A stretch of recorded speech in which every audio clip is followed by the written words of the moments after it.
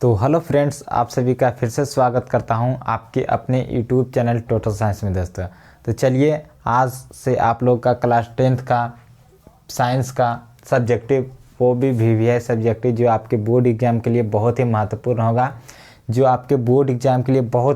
होगा, तो आज चलिए आज हम लोग जानते हैं कि जैसे मान के चलिए बोर्ड एग्ज़ाम में किस तरह टाइप का क्वेश्चन आपके साइंस से, फिजिक्स से, साइंस से पूछता है दोस्तों।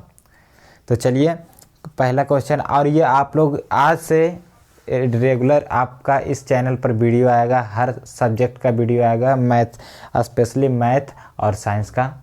अगर आप लोग का रिस्पांस रहा दोस्तों तो सभी सब्जेक्ट का वीडियो आएगा। तो चलिए पहले इसका गेस क्वेश्चन जो आपके बोर्ड एग्जाम के लिए बहुत ही महत्वपूर्ण होगा, स्टार्ट करते हैं। पहला क्वेश्चन होगा दोस्तों जो आपकी, और यह सीरीज डेली चलेगा दोस्तों, जब तक आपका एग्ज़ाम ख़त्म नहीं हो जाता है, यह सीरीज डेली चलेगा। तो चलिए गेस क्वेश्चन की ओर आगे बढ़ते हैं। और जो भी क्वेश्चन लिखा रहे दोस्तों वह आपके बोर्ड एग्ज़ाम में 100 छपेगा, 100% ही यह क्वेश्चन छपेगा। तो आप लोग गेस क्वेश्चन के तौर पर वीवीआई सब्जेक्टिव और ऑब्जेक्टिव भी डेली होगा, तो आप लोग जुड़ेंगे, इस वीडियो को शेयर करें। चलिए पहला क्वेश्चन है कि प्रतिबिंब क्या है दोस्तों। प्रतिबिंब क्या है, कि प्रतिबिंब क्या होता है दोस्तों। मान के चलिए दोस्तों हम लोग का भी एक प्रतिबिंब होता है, तो किसी प्रतिबिंब कहने का मतलब होता है दोस्तों कि जैसा मान के चलिए किसी वस्तु से, मतलब आ रही प्रकाश की किरण दर्पण से परावर्तन के बाद जिस बिंदु पर मिलती है या मिलती हुई प्रतीत होती है, उसे प्रतिबिंब कहा जाता है दोस्तों। चलिए लिखेंगे क्वेश्चन का आंसर कि किसी बिंब से आ रही प्रतिबिंब,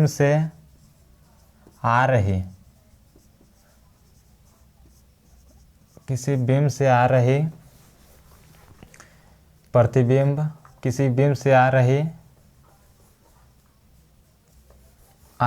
प्रकाश की किरण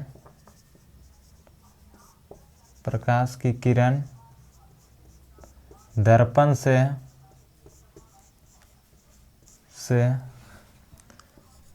परावर्तन के बाद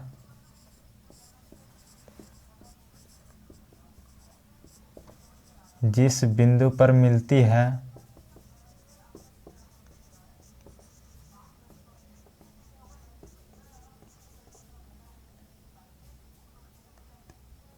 या मिलती हुई प्रतीत होती है,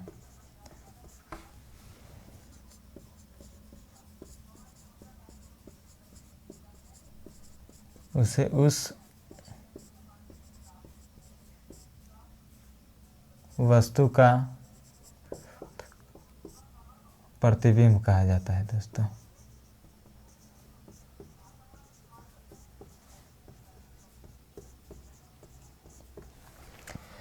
कि प्रतिबिंब क्या है दोस्तों, आप लोग देख लिए होंगे। इसको अगर लिखना होगा कि किसी बिंदु से कि या किसी वस्तु से आ रही प्रकाश की किरण दर्पण से, ये मान के चलिए दोस्तों यह दर्पण है दोस्तों। अगर किसी वस्तु से प्रकाश की किरण दर्पण से टकराकर किसी वस्तु पर पड़ता है दोस्तों या प्रतीत होता है दोस्तों, उसे ही प्रतिबिंब कहा जाता है। मान के चलिए दोस्तों कोई प्रकाश रहता है दोस्तों, दर्पण से परावर्तन की कोई वस्तु पर पड़ता है। जैसे मान के चलिए हम लोग वस्तु हैं, एक सपोज कोई भी वस्तु है, जब किसी प्रकाश की किरण हम लोग पर पड़ता है उसका ही प्रतिबिंब बनता है। डेट्स कॉल्ड, जब कोई प्रकाश किसी वस्तु पर पड़ता है दोस्तों या पड़ते हुए प्रतीत होता है, तो उसे ही, जब उसके फलस्वरूप प्रतिबिंब बनता है, उसे ही प्रतिबिंब कहा जाता है दोस्तों। तो चलिए नेक्स्ट क्वेश्चन की ओर आगे बढ़ते हैं कि आभासी प्रतिबिंब 2 प्रकार के होते हैं दोस्तों। प्रतिबिंब 2 प्रकार के होते हैं, 2 प्रकार के होते हैं। आभासी प्रतिबिंब, वास्तविक प्रतिबिंब। पहला वास्तविक प्रतिबिंब वास्तविक प्रतिबिंब और दूसरा काल्पनिक प्रतिबिंब। काल्पनिक प्रतिबिंब।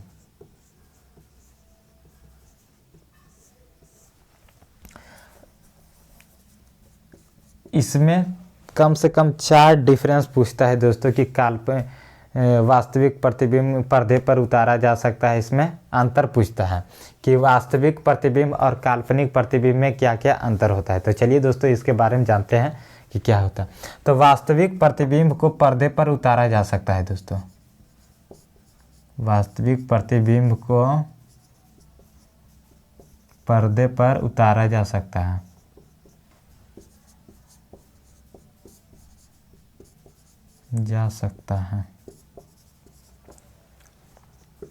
इसका काल्पनिक प्रतिबिंब को इसे पर्दे पर उतारा नहीं जा सकता है। उतारा नहीं जा सकता है।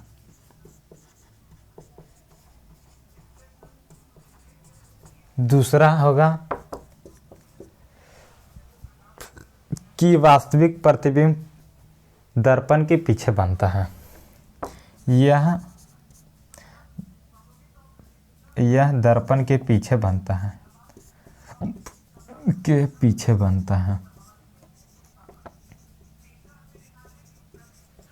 यह दर्पण के आगे बनता है।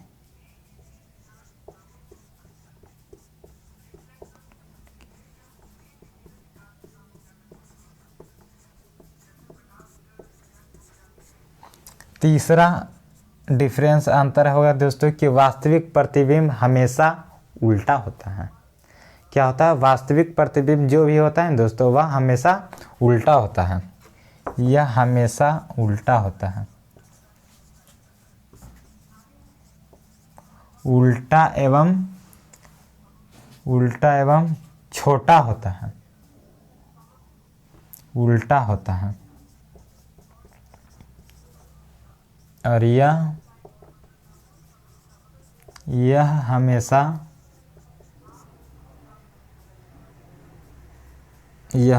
सीधा होता है। सीधा बनता है।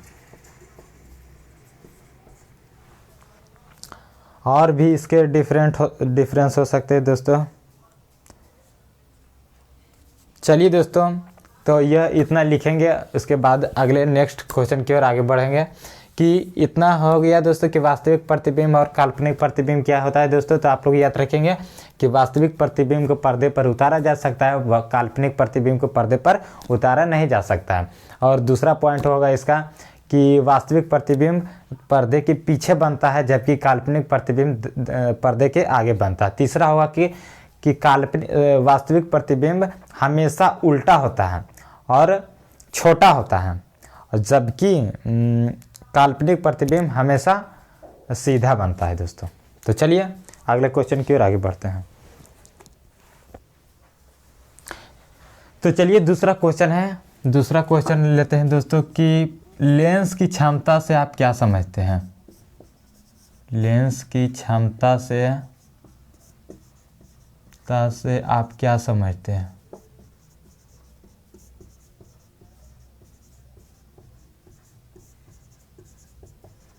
और ये सभी दोस्तों आपके बोर्ड एग्ज़ाम के लिए बहुत ही इम्पोर्टेंट है दोस्तों। तो आप लोग सभी लोग इस क्वेश्चन को नोट कर लेंगे और याद कर लेंगे दोस्तों।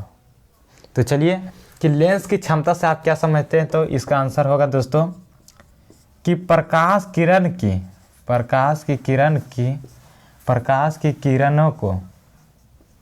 किरणों को मोड़ने को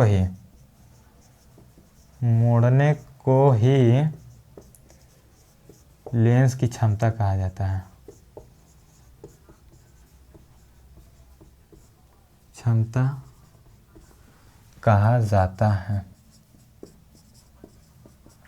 और इसका एसआई मात्रक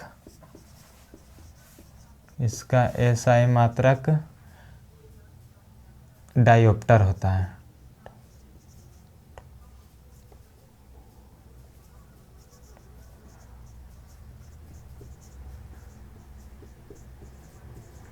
डायोप्टर होता है।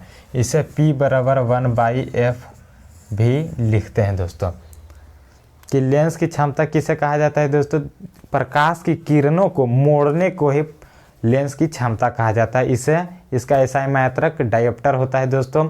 इसे P बराबर 1/f भी कहा जाता है, जहाँ f फोकस दूरी होता है दोस्तों, फोकस दूरी होता है। चलिए दोस्तों अगला क्वेश्चन है, रोक दीजिए। तो चलिए दोस्तों अगला क्वेश्चन है, और यह क्वेश्चन आपके बोर्ड एग्जाम के लिए बहुत ही महत्वपूर्ण है। इसको लिख लीजिए दोस्तों, VVI कि अगला 3 नंबर क्वेश्चन है दोस्तों। 2 नंबर तो हो गया, 3 नंबर कि वर्ण विक्षेपण से आप क्या समझते हैं? वर्ण विक्षेपण से आप क्या समझते हैं?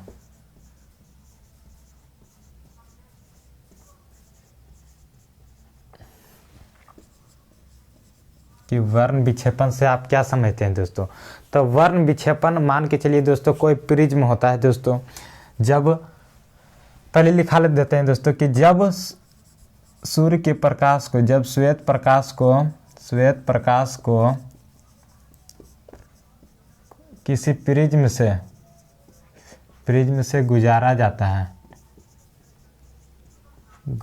जाता है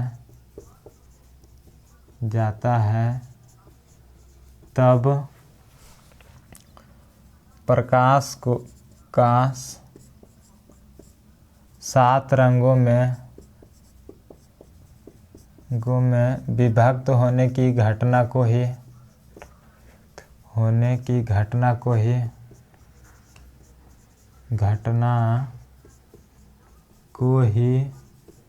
प्रकाश का वर्ण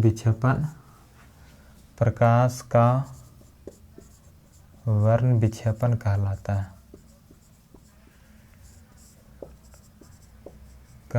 है।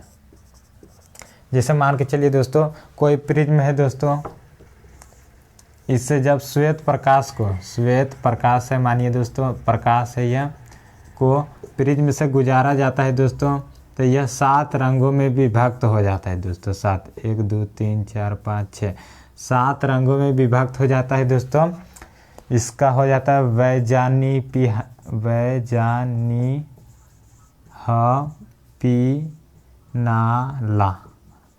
7 रंगों में, यानी लाल, नीला, हरा, नारंगी, पीला, बैगनी,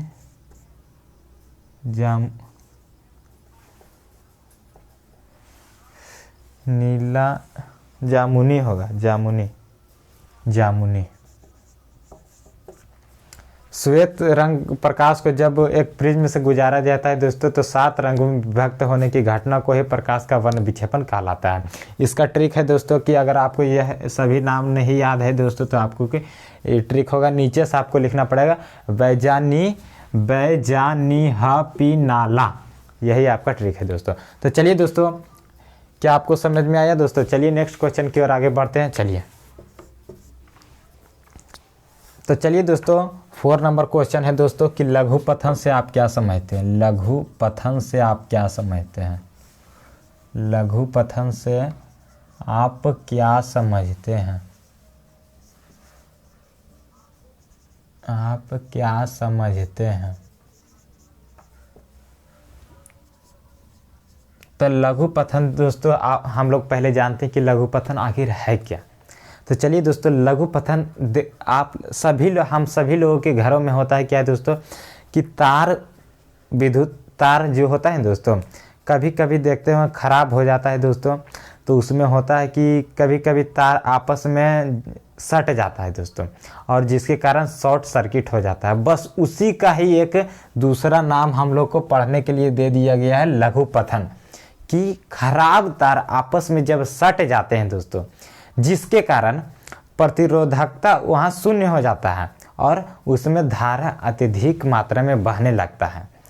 प्रतिरोधकता का मान शून्य हो जाता है और धारा अत्यधिक प्रवाहित होने लगता है, जिसके कारण चिंगारी भी उत्पन्न होता है दोस्तों, और जिससे आग भी लगने का खतरा बना रहता है दोस्तों। क्या होता है कि उससे आग भी लगने का खतरा बना होता है, इसी को ही लघुपत्र कहा जाता है दोस्तों। तो चलिए डिफिनेशन लिखते हैं कि कभी कभी क्षतिग्रस्त एवं खराब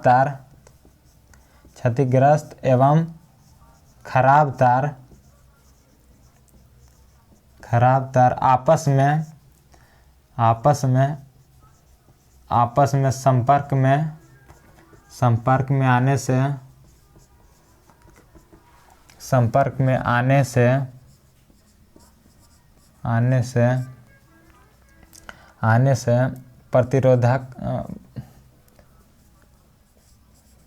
विद्युत के प्रतिरोध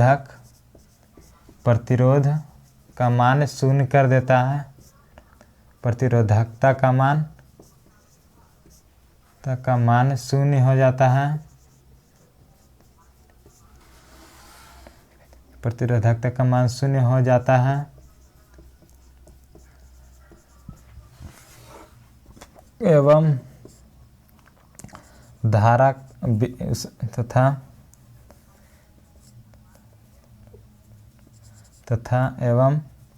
एवं धारा का मान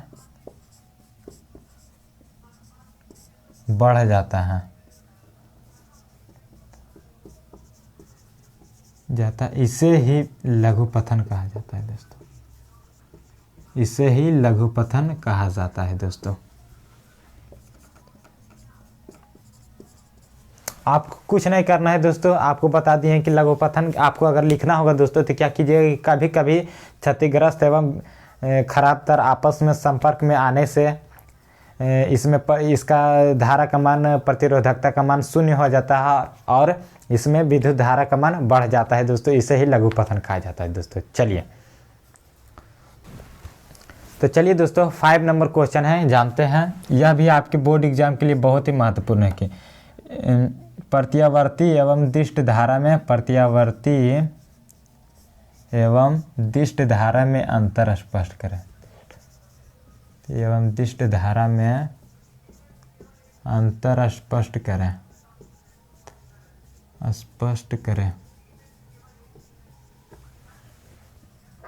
प्रत्यावर्ती धारा और यहाँ दिष्ट धारा। तो चलिए पहला होगा कि प्रत्यावर्ती धारा समय के साथ, प्रत्यावर्ती धारा का मान एवं दिशा, प्रत्यावर्ती धारा का मान एवं दिशा समय के साथ बदलता है दोस्तों, समय के साथ बदलता है। इसमें क्या होगा दोस्तों कि धारा का मान बदलता है, दिशा सिर्फ एक होता है दोस्तों। दिष्ट धारा में क्या होता है, दिशा एक ही दिशा में बहता है लेकिन मान बदलता है। इसमें मान बदलता है, दिष्ट धारा में मान बदलता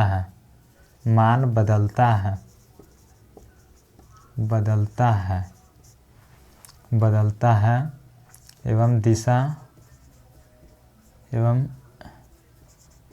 एक ही दिशा की ओर बहती है। धारा एक ही दिशा की ओर बहती है।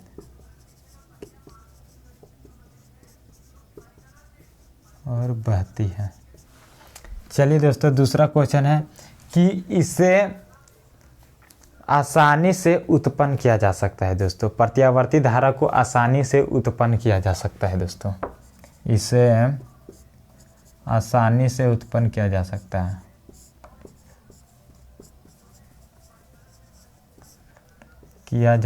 है।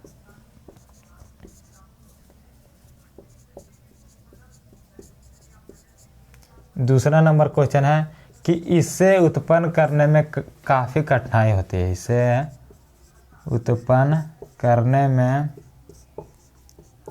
काफ़ी कठिनाई होती है। कठिनाई होती है दोस्तों। तीसरा पॉइंट है दोस्तों कि इसे आसानी से डीसी में बदला जा सकता है। इसे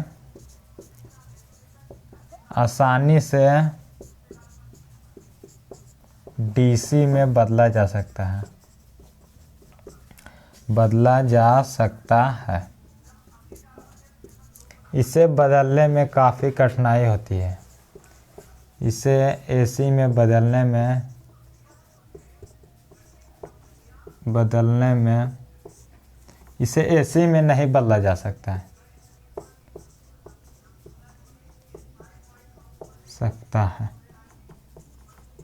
अगला है 4 नंबर पॉइंट है दोस्तों कि यह बहुत ही डीसी की अपेक्षाकृत ज़्यादा घातक होती है दोस्तों। यह डीसी के अपेक्षाकृत यह अधिक, ऐसे लिखेंगे दोस्तों, यह बहुत घातक होती है, यह बहुत घातक होती है। और चौथा इसका होगा दोस्तों, यह एसी के अपेक्षाकृत कम घातक होती है।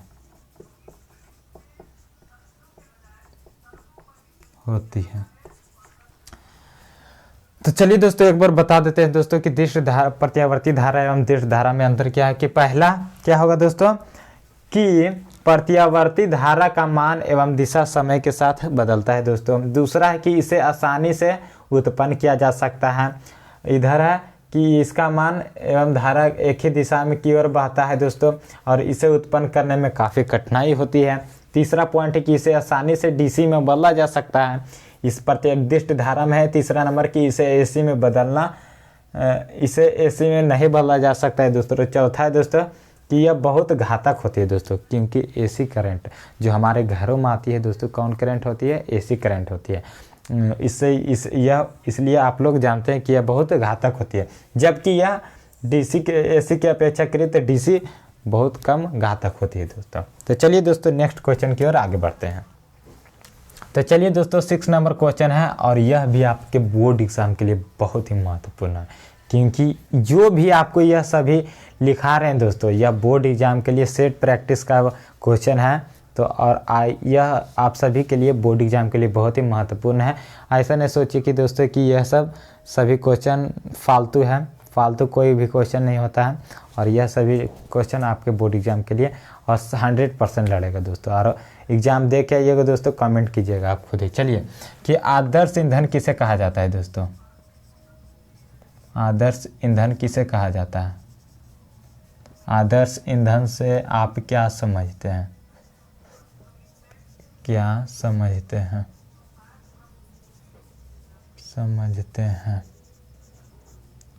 एवं विशेषताएं, एवं इनके विशेषताएं क्या हैं?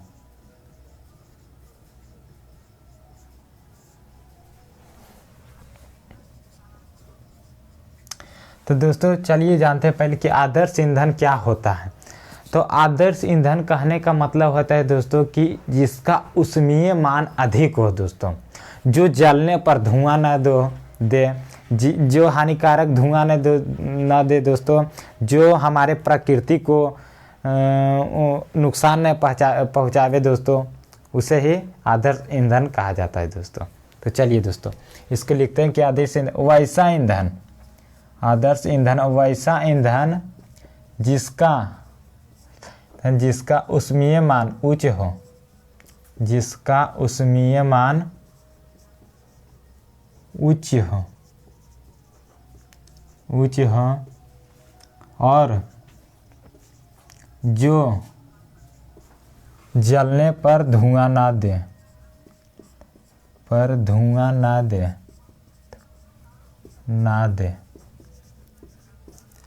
एवं हानिकारक गैस उत्पन्न ना करे। एवं हानिकारक गैस उत्पन्न न करे उसे ही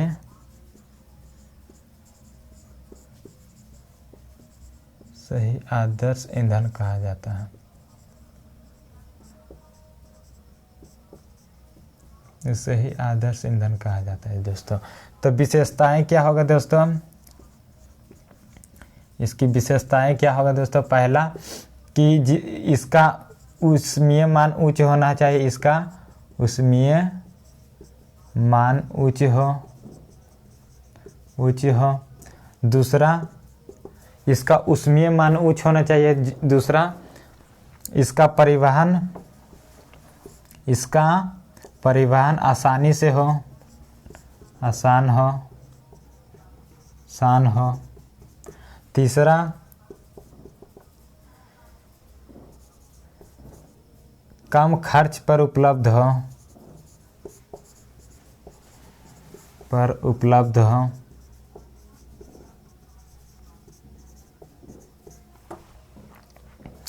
जिसका ऊष्मीय मान उच्च होना चाहिए दोस्तों, इसका परिवहन आसान होना चाहिए, जो कम खर्च पर उपलब्ध हो दोस्तों, जो धुआं न दो। और चौथा नंबर है कि जो जलने पर धुआं ना दे। चलिए दोस्तों, तो आई होप आपको समझ में आया होगा दोस्तों कि आदर्श ईंधन किसे कहा जाता है दोस्तों। तो चलिए दोस्तों, इसी के लिए साथ इस वीडियो को समाप्त करते हैं। आपको यह वीडियो कैसा लगा दोस्तों, आप लोग कमेंट करके ज़रूर बताइएगा दोस्तों। तब तक के लिए धन्यवाद। जय हिंद।